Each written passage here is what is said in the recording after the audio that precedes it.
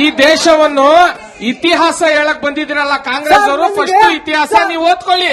ಎರಡನೇದು ಕೇಳಿ, ಹೆಸರು ನಿಮ್ಗೆ ಗೊತ್ತಿಲ್ಲ. ಈ ಗುಂಡಿಗಳ ಬೆಂಗಳೂರು ಅಥಾರಿಟಿ ಅಂತ ಮಾಡಕ್ ಕೊಟ್ಟಿದ್ರಲ್ಲ, 60% ಸರ್ಕಾರ ನಿಮ್ದು. ಇವತ್ತು ಬೆಂಗಳೂರನ್ನ ದೋಚ್ ಹಾಕಿದಿರ.